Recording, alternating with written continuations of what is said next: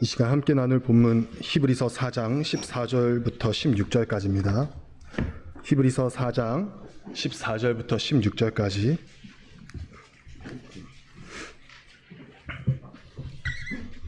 제가 봉독하겠습니다. 히브리서 4장 14절로 16절입니다.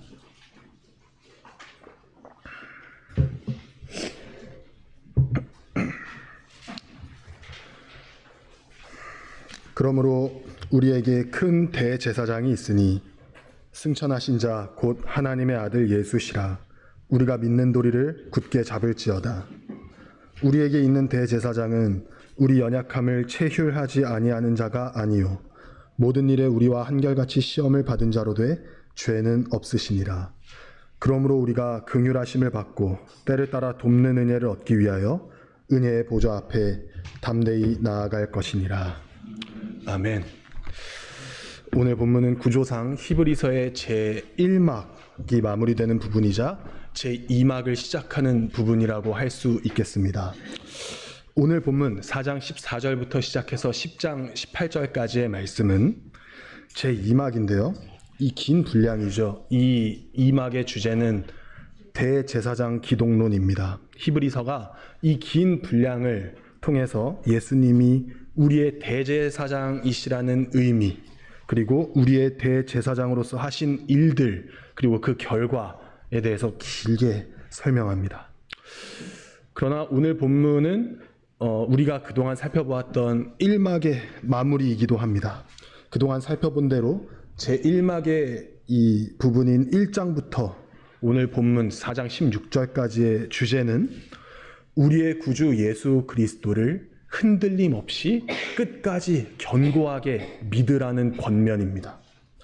히브리서의 맥락을 다시 이해하기 위해서 우리가 말씀의 흐름을 다시 생각해 보겠습니다.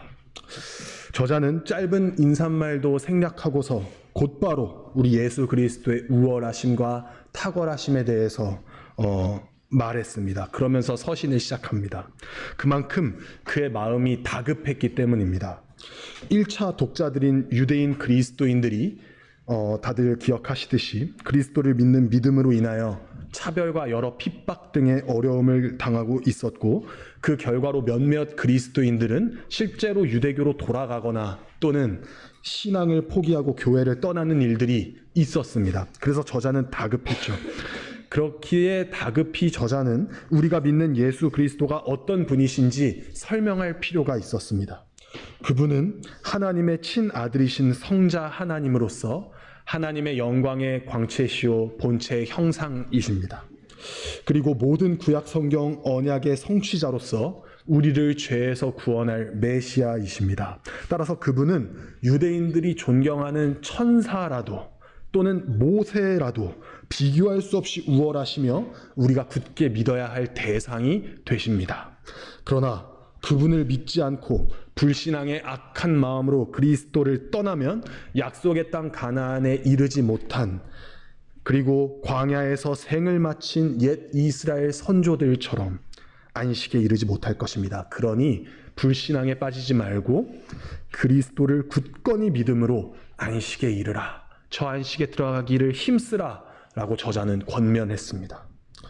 그렇습니다. 저자의 권면대로 안식에 들어갈 유일한 길, 구원에 이르는 유일한 길은 예수 그리스도를 믿는 믿음입니다. 그 믿음을 끝까지 견고히 잡는 것입니다.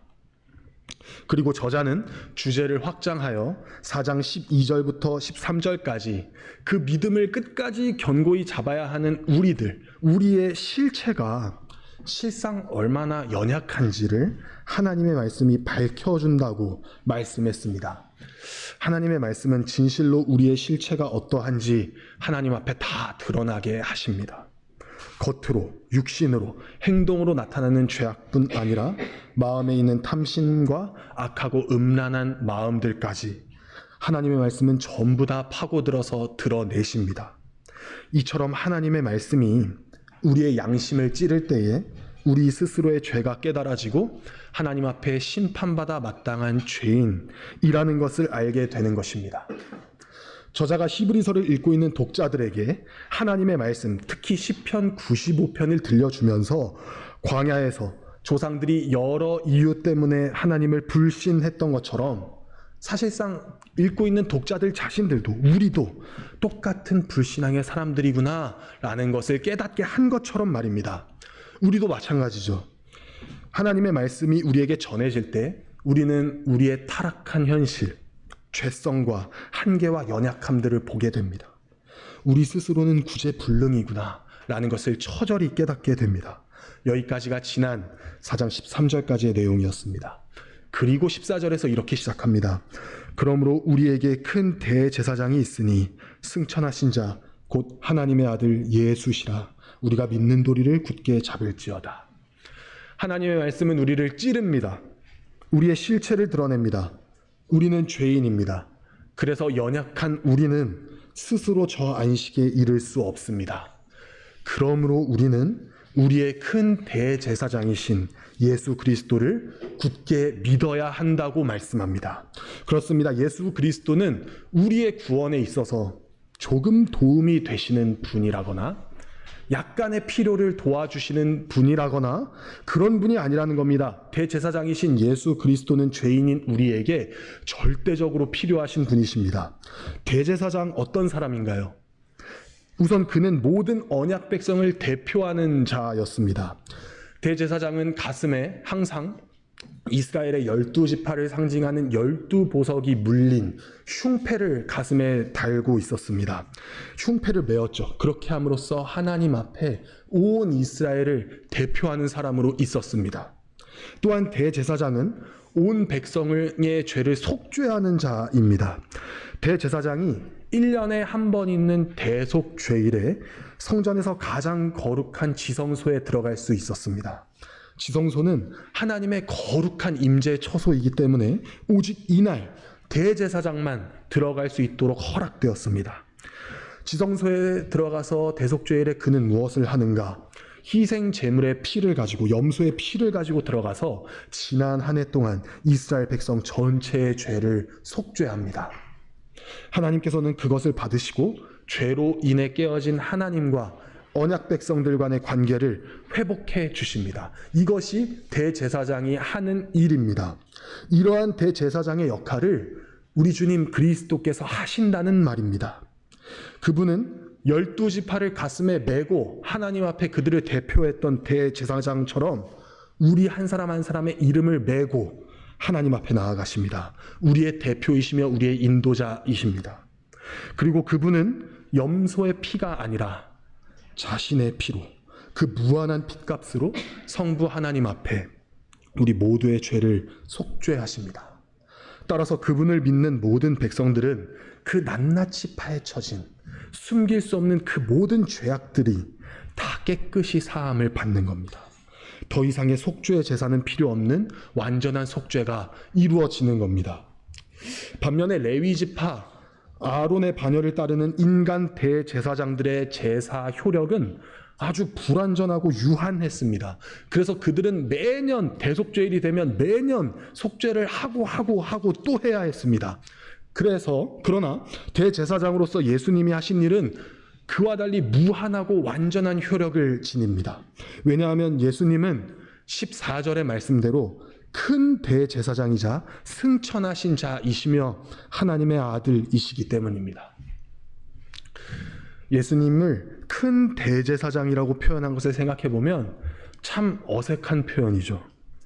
헬라어로 대제사장이 아르키에류스인데 이 아르키라는 말에 크다라는 뜻을 가지고 있거든요. 그런데 거기에 큰이라는 말이 또 붙은 겁니다.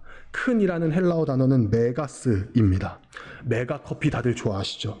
메가스는 오늘날 우리에게 굉장히 익숙한 메가라는 말의 어원입니다. 크다라는 뜻이죠. 그러니까 우리말로 아주 심플하게 직역을 하면 예수님을 큰 제사장이라고 표현을 성경이 하고 있는 겁니다. 표현이 어색하죠. 어색함에도 이렇게 중복으로 그분의 대제사장으로서의 크심을 반복 강조하는 이유가 무엇이겠습니까? 우리 예수님은 인간 대제사장들, 아론의 반열을 따르는 인간 대제사장들과는 비교할 수 없이 우월하시고 탁월하시다라는 것을 말씀하는 겁니다. 또한 예수님은 큰 대제사장이신데 승천하신 자라고 합니다. 무슨 뜻일까요? 인간 대제사장들의 사역지는 이 땅의 성소였습니다. 이 땅에서 제사장들이 섬겼던 성소는 하늘의 본을 따라 만든 모형이었습니다. 출애굽기 25장 9절에서 하나님이 모세에게 성소의 구조와 기물들에 대해서 그 양식을 다 말씀해 주지 않습니까? 이렇게 말씀합니다. 출애굽기 25장 9절, 무릇 내가 내게 보이는 모양대로 장막을 짓고 기구들도 그 모양을 따라 지을지니라. 그 성소는, 이 땅의 성소는 진짜 참 성소, 하늘의 성소를 본따 만든 모형에 불과하다는 겁니다.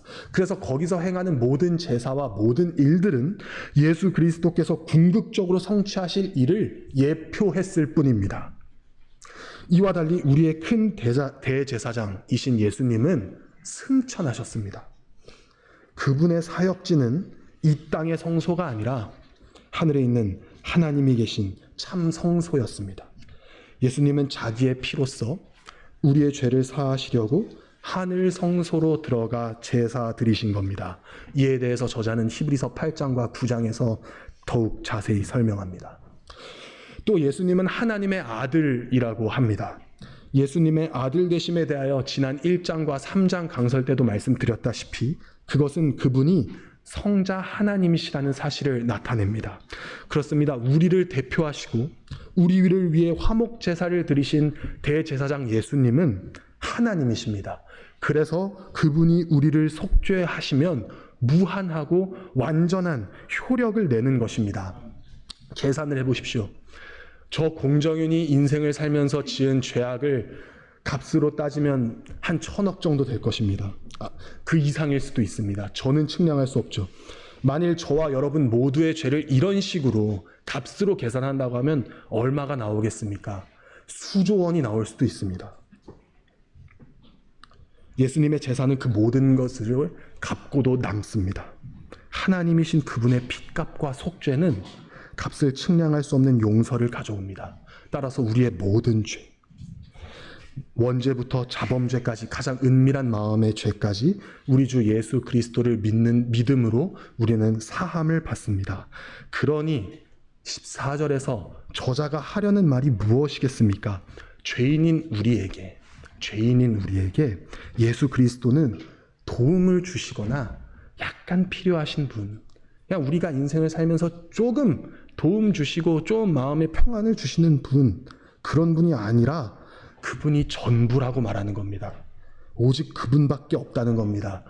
우리가 살 길은, 죄인인 우리가 살 길은 대제사장이신 예수 그리스도를 붙잡는 것밖에 없다는 겁니다. 그래서 저자는 말합니다. 우리가 믿는 도리를 굳게 잡을지어다. 꽤 오래전, 10년도 더 전에 제가 청년 때 있었던 일화가 생각이 납니다. 주일 예배 후에 청년들끼리 모인 모임이었습니다. 그때 한 형님이 아직도 기억이 납니다. 이렇게 말씀하셨습니다. 우리 다 같은 교회 청년들인데 앞에서 이렇게 이야기를 했던 게 기억이 납니다. 왜 예수님을 신뢰하는지 모르겠다. 내가 봤을 땐 되게 연약해 보이고 되게 자기 일에 무책임해 보인다. 이 말씀을 하신 형님의 의도를 생각해 보면 왜 그렇게 이야기를 하는지는 이해가 됩니다. 무슨 말을 하려는지 그 의도는 알 것 같습니다. 하나님은 모든 일에 있어서 제1원인이시지만 제2원인인 우리 피조물들을 통해서도 하나님은 자신의 뜻을, 작정을 이루어 가시죠. 그래서 우리의 행동과 노력을 사용하십니다. 그렇기 때문에 우리가 취업을 하거나 성공을 하려고 할 때에 무작정 예수님께 기도하고 아무것도 하지 않는 것이 아니라 우리의 노력이 필요하죠. 뭐 그런 의미에서 이해하면은 좀 의도가 이해는 됩니다. 그러나 형님의 말씀은 그런 뜻이 아니었던 것 같습니다. 그 말은 우리가 예수님을 신뢰해야 하는 이유가 마치 우리의 세속적 성공이나 세상적 번영을 위해서라는 잘못된 생각으로부터 하신 말씀이었던 것 같습니다. 그러나 그런 의미가 절대 아니고 오히려 정반대의 의미로 우리는 예수님이 반드시 절대적으로 필요합니다. 우리는 그분을 반드시 붙잡고 신뢰하고 의지하며 살아야 합니다. 왜입니까? 죄 때문입니다. 우리의 죄를 사하시고 구원하시는 대제사장이시기 때문에 예수님이 우리의 전부고 우리가 그분을 붙잡고 그분만으로 살아야 되는 겁니다. 우리 죄 때문에. 구원에 있어서는 하나님께 제2 원인이 필요 없습니다. 우리의 노력이나 애씀이 요구되지 않습니다. 우리 구원은 오직 하나님이 하시는 일이기 때문이죠. 그래서 우리는 예수님을 신뢰하고 의지하고 붙잡는 것 밖에는 할 게 없습니다. 모세는 앞에는 홍해바다가 가로막고 있고 뒤로는 바로의 애굽 군대가 무섭게 달려드는 그 상황 속에서 이스라엘 백성들에게 이렇게 말했습니다. 너희는 가만히 서서 오늘 여호와 하나님이 너희를 구원하시는 것을 보라. 너희는 가만히 서서 그의 구원을 보라. 그리고 하나님은 홍해를 가르셨고 구원의 길을 내셨습니다. 그들은 아무것도 하지 않았습니다. 그저 하나님이 구원하셨을 뿐입니다. 우리 역시 구원에 우리가 한 것은 아무것도 없습니다. 가만히 서서 주께서 우리를 위하여 달리신 십자가와 부활을 바라보고 믿을 뿐입니다. 그래서 우리는 죄로부터 구원 얻기 위하여 예수님을 절대적으로 신뢰하고 그 믿음을 붙잡으며 살아야 하는 것입니다. 14절에서 우리에게 큰 대제사장이 있으니 라고 할 때 있으니라는 이 헬라어 단어는 우리가 그분을 소유했다는 뜻입니다. 소유했다. 얼마나 놀라운 말인가요? 우리의 대제사장이신 예수님은 어디 멀리 계시는 것이 아니고 우리가 어떤 영적인 고된 수련을 해야 도달할 수 있는 레벨에 계시는 것이 아니고 그분을 믿는 순간 우리가 그분을 소유하고 있다는 겁니다. 신랑 신부가 결혼하여 서로를 소유하듯이 예수님도 교회인 우리를 소유하셨고 우리도 예수님을 소유하였습니다. 그만큼 예수님은 우리 생각보다 훨씬 더 깊고 가까운 관계를 우리와 맺고 계시는 겁니다. 우리는 예수님을 소유한 자들입니다. 여러분들이 소유한 것들을 한번 떠올려 보십시오. 무엇이 가장 소중하십니까? 여러분에게 있는 것 중에 가장 소중한 것이 무엇입니까? 우리 주 예수 그리스도이신 줄로 믿습니다. 우리 죄를 사하시고 하나님과 화평을 누리며 그분의 자녀가 되게 하신 그리스도가 가장 소중합니다. 우리는 평생에 이 믿는 도리를 굳게 붙잡아야 합니다. 저자가 믿는 도리를 굳게 잡으라 라고 권면하는 것은 예수님을 믿는 믿음을 굳게 붙잡지 못할 수도 있다는 것을 전제하는 것이지 않습니까? 일하랴, 팍팍합니다. 사는 게. 일하랴, 집 오면 집안일 하랴, 공부하랴, 밀린 일들 정리하랴, 친구 만나랴, 애들 놀아주랴, 할 일이 너무 많습니다. 몸이 하나라도 부족하다고 생각이 됩니다. 때로는 믿음을 지키기 어려울 만큼 어떤 큰 시련을 우리가 만나기도 합니다. 그러나 100가지 일이 있고 100가지 어려움이 있어도 그 모든 것들 가운데 가장 최우선으로 해야 하는 일은 믿음을 지키는 것이어야 합니다. 여러분의 인생에 가장 중요하고 절대적으로 중요하고 필요한 일을 이미 예수님이 이루셨습니다. 우리 죄가 용서받고 하나님의 자녀가 되었습니다. 이 복음이 우리에게 가장 중요합니다. 그러니 무엇보다 이 믿음을 굳게 지키시기를 바랍니다. 저자는 이어서 15절에서도 똑같이 예수님을 우리에게 있는 대제사장이라고 표현합니다. 여기서 있다라는 말 역시 14절에서 있으니라고 말한 그 소유하다라는 뜻과 동일한 단어입니다. 우리가 소유한 대제사장은 이라고 말하고 있는 겁니다. 그러면서 우리의 대제사장이신 예수님이 우리를 얼마나 사려 깊게 대하시는지 15절에서 이렇게 말씀합니다. 우리에게 있는 대제사장은 우리 연약함을 체휼하지 아니하는 자가 아니요 모든 일에 우리와 한결같이 시험을 받은 자로 돼 죄는 없으시니라. 예수님은 우리 연약함을 체휼하지 아니하는 자가 아니다 라고 하십니다. 우리의 연약함이 무엇입니까? 우리의 연약함, 우리의 무능력함과 육신의 연약함을 가리킵니다. 즉 죄로 인해 믿는 도리를 굳게 잡지 못하는 모든 연약함을 말하는 것이죠. 유혹과 시험에 휩쓸려서 이리저리 방황하는 것, 또는 먹고 사는 문제나 세상의 염려 때문에 항상 불안해하는 것, 또는 게으름이나 육신의 질병 때문에 믿음을 지키지 못하는 것 등을 다 가리킵니다. 그것들을 예수님이 체휼하지 아니하는 자가 아니라고 합니다. 이중부정은 강한 긍정이죠. 이중부정입니다. 나는 라면을 좋아하지 않을 수 없다. 이것은 나는 라면을 매우 좋아한다라는 뜻입니다. 예수님은 우리 연약함을 아주 체휼하십니다. 체휼이 무슨 뜻일까요? 이를 개역개정 성경에서는 동정이라는 단어로 번역을 했습니다. 그러나 이 단어 쉼파테오라는 이 단어를 자세히 보면, 사전을 살펴보면 단순히 감정적인 공감이나 동정 이상의 의미라는 것을 발견할 수 있습니다. 이 단어는 고통을 겪다라는 의미를 갖습니다. 즉 예수님은 죄로 인해 믿음을 굳게 지키지 못하는 우리의 연약함을 어떻게 바라보고 느끼시냐면, 그것을 다 우리의 수준에서 똑같이 느끼시고 함께 고통을 느끼시며 아파하신다는 의미입니다. 이러한 예수님의 마음은 요한복음 11장에도 잘 나옵니다. 예수님은 사랑하셨던 나사로가 죽었을 때에 그를 다시 살리실 것을 미리 다 아셨음에도 그가 죽었을 때에 슬퍼하는 유가족 마리아와 마르다 그리고 유대인들과 함께 마음 아파하시며 눈물 흘리며 우셨습니다. 예수님은 우리의 연약함을 공감하고 동정하시는 것 이상으로 같이 아파하십니다. 그분이 이렇게 우리의 연약함을 체휼하실 수 있는 이유가 우리가 2장에서도 살펴보았고 모든 성도님들이 잘 아시는 대로 그분이 우리의 혈육을 입으신 참 사람이시기 때문입니다. 우리의 대제사장이신 예수님은 하나님으로서 가장 높고 고귀한 대제사장이시기도 하지만 우리를 대표하시는 둘째 아담, 참 사람으로서의 대제사장이시기도 합니다. 그래서 그분을 가리켜서 모든 일에 우리와 한결같이 시험을 받은 자로 되라고 하는 것입니다. 예수님이 이 땅에서 공생의 사역을 하시는 동안에 우리처럼 인간으로서 받는 여러 시험과 유혹과 곤경으로 보내지 않으셨습니까? 사탄은 예수님을 아주 적절한 때에 달콤한 유혹으로 그를 무너뜨리려고 했습니다. 어떻게든 십자가를 지지 못하도록 못쓴 애를 썼습니다. 그가 가장 예수님이 시장하실 때에 먹을 것으로 유혹했고 온 세상 천하를 다 주겠다고 달콤하게 유혹했습니다. 심지어 가장 사랑하는 제자의 입술을 통해서도 십자가를 지지 못하도록 방해했습니다. 그 외에도 추위와 빈곤, 협박과 배신 등 예수님은 인간으로서 이 모든 시험과 유혹을 경험하셨습니다. 그렇기에 우리의 연약함을 체휼하실 수 있는 것이죠.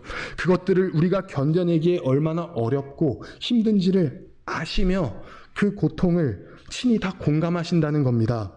그러나 15절은 이렇게 말씀합니다. 죄는 없으시니라. 예수님이 우리에게 완전하고 온전한 영원한 참 대제사장이 되시는 이유가 바로 이것입니다. 그분이 우리를 이끌 참 선한 목자이신 이유가 바로 이것입니다. 우리의 대표자 참 아담이신 예수님은 인간으로서 이 땅에 계실 때에 모든 유혹과 시험에도 죄를 범하지 않으시고 하나님의 구원 계획을 다 이루셨습니다. 맹인이 맹인을 어떻게 인도할 수 있겠습니까? 똑같이 구덩이에 빠질 뿐입니다. 그처럼 죄인은 죄인을 인도할 수 없습니다. 그러나 예수님은 맹인이 아니십니다. 죄인이 아니십니다. 빛이십니다. 그래서 그분은 죄인들의 참 빛이 되어 주십니다. 죄인인 인간을 빛으로 인도하실 분은 오직 예수 그리스도밖에 없습니다. 그분만이 죄인을 인도할 자격과 요건을 갖추신 죄가 없으신 하나님의 아들이시기 때문입니다. 여러분, 이처럼 가장 높으신 하나님의 아들, 죄가 없으시고 가장 순결하고 아름다우신 이분이 우리의 대제사장이시고 구원자이시고 주님이시고 머리이십니다. 그럼에도 이분이 우리를 어떻게 대하시는가? 우리는 이분과 많이 다르잖아요. 죄가 있고 순결하지 못하고 아름답지 못하고 연약한 우리를 대하시는 그분의 방식은 공감하시고 동정하시고 함께 아파하신다는 겁니다. 우리의 구주 예수님이 이토록 따뜻하시고 사려 깊으시며 온유하신 분이시라는 것을 우리는 항상 알아야 합니다. 그분은 세상의 상전들과 다르십니다. 세상의 상전들은 어떠합니까? 직장 상사님들, 고객님들, 교수님들, 선생님들은 어떠한가요? 좋으신 분들도 많지만 대부분 그들은 우리의 실수와 잘못을 용납하지 않습니다. 공감하거나 함께 아파하지 않습니다. 오히려 우리의 실수와 잘못을 근거로 우리의 수준을 판단하고 심하게는 내치기까지 합니다. 그러나 우리 주님 예수 그리스도는 우리의 그 연약함을 체휼하신다는 겁니다. 공감하시고 동정하시고 불쌍히 여기시고 함께 아파하십니다. 여러분의 한 주를 돌아보십시오. 어떤 삶을 사셨습니까? 가장 순결하시고 의로우신 그분의 눈에 합당한 삶을 사셨습니까? 선뜻 그렇다고 하실 수 없을 겁니다. 강도사로 살아간다는 것은 이런 면에서 더욱 괴로운 면이 있습니다. 겉으로는 성도님들 앞에서는 순결한 척, 의로운 척, 죄 안 짓는 척, 깨끗한 척, 아닌 척 할 수 있습니다. 근데 제 안에 더러움은 저는 너무 잘 압니다. 그리고 주님이 그것을 다 보고 계신다고 생각하면 너무도 죄송스럽습니다. 그러면서도 이 단위에서 하나님의 말씀을 선포하고 있다는 것이 부끄럽고 고개를 들 수가 없을 때가 많습니다. 기도할 때도 고개를 들 수 없었던 적이 많습니다. 게으르고 완악하고 육신의 정욕을 따르고 꾀부리는 내가 어찌 교회를 위하여 사역할 수 있겠는가 라는 좌절감이 들 때가 많습니다. 근데 여러분들도 다 같은 경험을 하고 계시고 하신 적이 다 있을 것입니다. 그런데 오늘 말씀을 보십시오. 우리에게 있는 대제사장은 우리 연약함을 체휼하시는 분이시다. 우리가 왜 실패했는지, 우리가 왜 흔들렸는지, 우리가 왜 잘못했는지 다 아시고 공감하시고 함께 아파하십니다. 주님이 다 아시는데 사랑의 마음, 호세아의 표현대로 그 불붙는 듯한 사랑의 긍휼의 마음으로 아신다는 겁니다. 이만한 위로가 어디 있습니까? 지난 한 주간 어떻게 사셨습니까? 믿는 도리를 굳게 잡지 못하고 게으르셨습니까? 흔들리고 이리저리 방황하며 지내셨습니까? 주님은 그런 우리를 내치지 않으십니다. 주님은 상한 갈대를 꺾지 않으시고 꺼져가는 심지를 끄지 않으십니다. 도리어 우리의 그 연약함을 깊이 공감하십니다. 내가 다 안다 라고 말씀하시며 위로하시고 함께 아파하십니다. 가장 높으신 주님의 이 사랑이 얼마나 크고 무한하신가요? 연약한 우리를 주님이 이렇게 대하시고 바라보신다는 것을 기억하며 주님의 크심과 영광을 우리는 더욱 선명히 바라보며 찬송해야 할 것입니다. 저자는 마지막 16절에서 우리의 대제사장이신 예수님이 이러하신 분이므로 그러므로 이렇게 하라 라고 권면하고 마칩니다. 그러므로 우리가 긍휼하심을 받고 때를 따라 돕는 은혜를 얻기 위하여 은혜의 보좌 앞에 담대히 나아갈 것이니라. 우리 주 예수 그리스도께서 연약한 우리를 사랑으로 체휼하십니다. 그러니 그분의 그 은혜의 보좌 앞으로 담대히 나아가라고 합니다. 은혜의 보좌 앞에 나아간다는 말은 이 히브리서를 읽고 있는 1차 독자들, 유대인들이 들었을 때는 굉장히 놀라운 말입니다. 왜냐하면 그들은 성전이 익숙하지 않습니까? 그렇기 때문에 자신들이 본래 은혜의 보좌에 다가갈 수 없는 자들임을 알고 있습니다. 은혜의 보좌는 하나님이 자신의 백성들을 속죄하기 위해 만나주시는 성전에서 가장 거룩한 지성소에 있는 속죄소를 의미합니다. 그곳에는 아무나 함부로 못 들어가고 말씀드린 대로 오직 대제사장만이 1년에 한 번만 들어갈 수 있었습니다. 왜 함부로 들어가지 못합니까? 죄가 하나님과 우리 사이에 장벽이 되기 때문입니다. 그래서 지성소의 속죄소는 죄인들이 함부로 더럽히지 못하도록 아주 거룩한 곳에 있었습니다. 그러나 우리 그리스도인들은 은혜의 보좌 앞에 담대히 나아갈 수 있다는 겁니다. 그 이유는 위대한 대제사장이신 예수님이 하나님과 우리 사이를 가로막고 있는 죄라는 장벽을 육신으로 다 허셨기 때문입니다. 우리는 위대한 대제사장이신 그리스도의 사역으로 말미암아 하나님과 화목하게 되었고 하늘의 은혜의 보고를 열어젖히고 받을 수 있게 된 것입니다. 따라서 우리는 그 은혜의 보좌 앞에 담대히 언제든 나아갈 수 있습니다. 그러면 은혜의 보좌 앞에 나아간다는 것은 무엇을 의미하는 것일까요? 그것은 기도로 하나님께 나아감을 뜻합니다. 개혁주의 신학자 리처드 필립스는 이 은혜의 보좌 앞에 담대히 나아가는 것이란 우리 주 예수 그리스도의 속죄 제사 및 행하시는 중보에 근거하여 기도로 하나님께 나아가는 것을 의미한다라고 주석했습니다. 위대한 설교자 찰스 스펄전 목사님 역시 이것을 경외심과 큰 기쁨을 가지고 담대함으로 하나님께 기도하는 것이라고 설교했습니다. 그렇기에 우리는 기도로서 담대히 예수 그리스도의 이름으로 하나님께 구하며 그 은혜의 보좌 앞에 나아갈 수 있습니다. 저자는 이렇게 은혜의 보좌 앞에 나아가 기도할 때에 두 가지 얻게 되는 큰 유익이 있다는 것을 말해줍니다. 첫 번째는 긍휼하심을 받는 것이고, 둘째는 때를 따라 돕는 은혜를 받는 것입니다. 긍휼하심은 주님이 자기 백성을 불쌍히 여기사 자비 베푸시는 것을 말합니다. 이것은 우리의 과거, 잘못과 실패, 죄에 대한 유익이죠. 그와 달리 때를 따라 돕는 은혜는 시기적절하게 베푸시는 주님의 도우심을 말합니다. 이것은 현재 또는 미래에 대한 유익입니다. 첫째로 우리가 기도할 때에 긍휼하심을 받습니다. 우리가 기도할 때에 우리가 지난날 지은 죄악들을 주님께서 자비하신 마음으로 용서하신다는 겁니다. 여러분, 예수님은 우리의 연약함을 체휼하십니다. 함께 아파하십니다 라고 했는데 그것에서 그치지 않으신다는 겁니다. 우리가 그 문제를 가지고 회개하는 가운데 주님께 나아가 기도했을 때 주님은 그 죄를 자비하신 마음으로 용서하십니다. 우리는 예수님이 우리가 무엇을 할 때 기뻐하시는지 너무너무 잘 알고 있습니다. 그것이 무엇입니까? 우리가 주님의 말씀을 잘 듣고 순종하는 것을 그분이 기뻐하신다는 것은 우리가 너무나도 잘 알고 있습니다. 그러나 우리가 간과하는 또 하나의 예수님의 기쁨이 있습니다. 그것이 뭐냐면 자기 백성에게 긍휼을 베푸시는 것입니다. 그것을 주님은 기뻐하십니다. 히브리서 12장 2절을 보면 이렇게 말씀합니다. 믿음의 주요 또 온전케 하시는 이인 예수를 바라보자. 저는 그 앞에 있는 즐거움을 위하여 십자가를 참으사 부끄러움을 개의치 아니하시더니. 예수님이 바라보신 그 앞에 있는 즐거움이 있다는 거예요. 그 기쁨은 무엇이었을까요? 예수님이 십자가의 큰 고통을 참아내시기까지 얻기를 원하셨던 십자가 건너편에 있는 기쁨이 있었다는 겁니다. 그 기쁨이 무엇이겠습니까? 자기 백성이 죄 사함을 받는 것을 보는 기쁨이었습니다.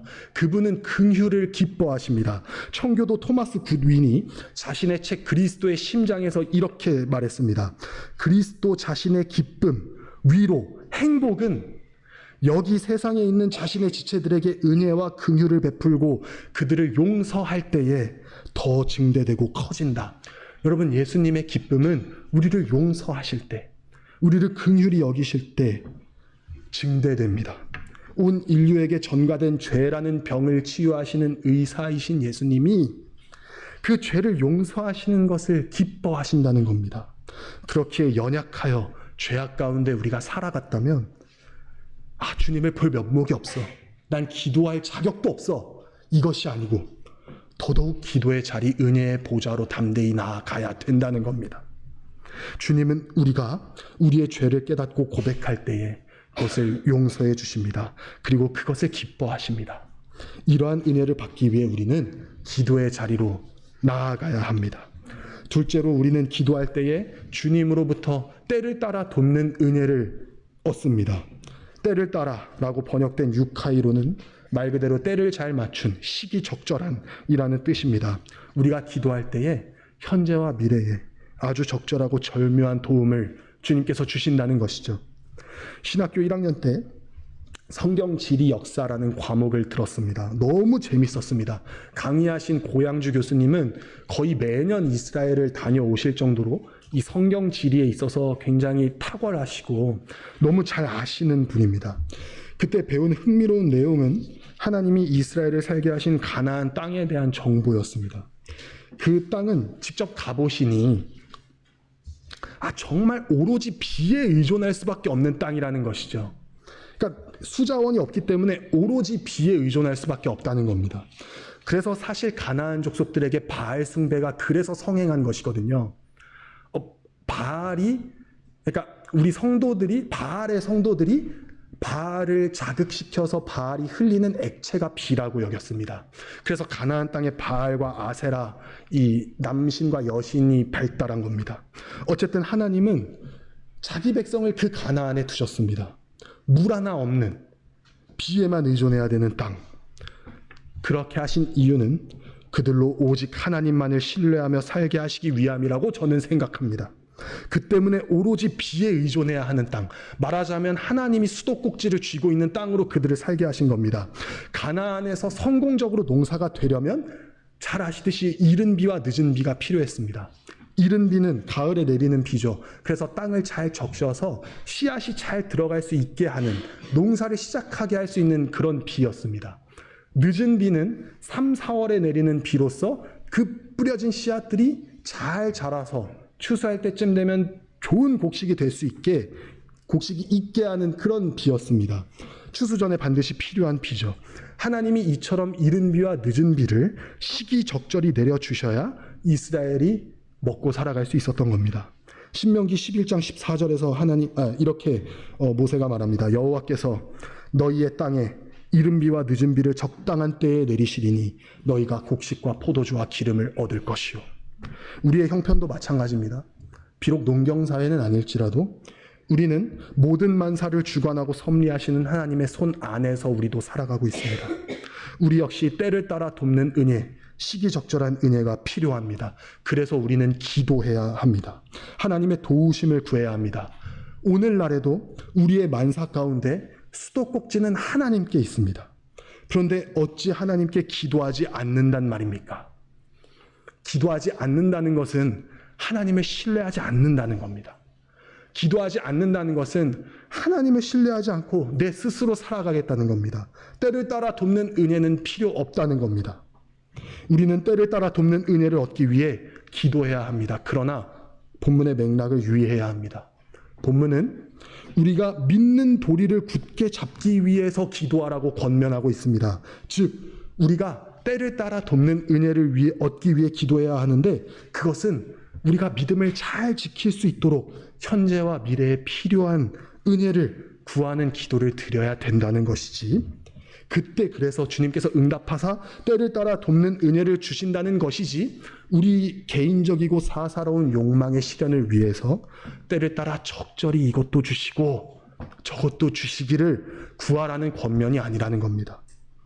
믿음의 길에 하나님의 도우심이 너무도 필요합니다. 성도님들은 다 공감하실 겁니다. 우리 믿음의 길에 하나님의 도우심이 너무 필요합니다. 우리는 게으르고 연약합니다. 우리 자신도 연약해서 문제인데 우리 주변에 있는 상황과 배경과 환경과 여건들은 우리의 믿음을 굳게 잡는 데 도움을 주기는커녕 방해가 됩니다. 그러니 우리에겐 주님의 시기적절한 도움이 반드시 필요합니다. 우리의 연약한 믿음이 지켜지기 위해서 때에 따라 돕는 은혜, 시기적절한 은혜가 반드시 필요합니다. 이 은혜를 위해서 기도하고 계십니까? 우리가 기도할 때에 믿음이 연약한 우리가 그 믿음을 굳게 할 수 있도록 적절한 은혜를 주님께서 도와주십니다. 그것을 믿고 부지런히 기도의 자리로 나아가시길 바랍니다. 말씀을 맺겠습니다. 16절에서 은혜의 보좌 앞에 담대히 나아갈 것이니라 라는 말씀은 현재형 시제로서 지속성과 반복성을 내포합니다. 즉 저자가 독자들에게 기도의 자리로 부지런히 날마다 매일매일 쉬지 않고 나아가라고 권면하고 있는 겁니다. 우리 주님은 큰 대제사장이십니다. 십자가에서 흘린 자기 피로써 우리의 죄를 완전히 용서하시고 구원하셨습니다. 주님은 현재 믿음을 지키지 못하고 연약한 삶을 살아가는 우리를 이해하실 뿐 아니라 우리의 그런 형편을 함께 아파하십니다. 그러나 그뿐 아니라 우리가 기도할 때에 우리의 모든 지난 연약함들을 용서하시고 그리고 믿음을 견고히 지킬 수 있도록 적절한 도움의 은혜를 베풀어 주십니다. 그러니 오늘의 권면을 마음에 새기시고 부지런히 날마다 은혜의 보좌로 나아가시길 바랍니다. 지난 죄악들을 주님께 회개하시고 더욱 신앙을 잘 지킬 수 있도록 때를 따라 돕는 은혜를 구하십시오. 우리 각 그리스도인이 배라면 기도는 그 배가 힘있게 나아가게 하는 강한 바람입니다.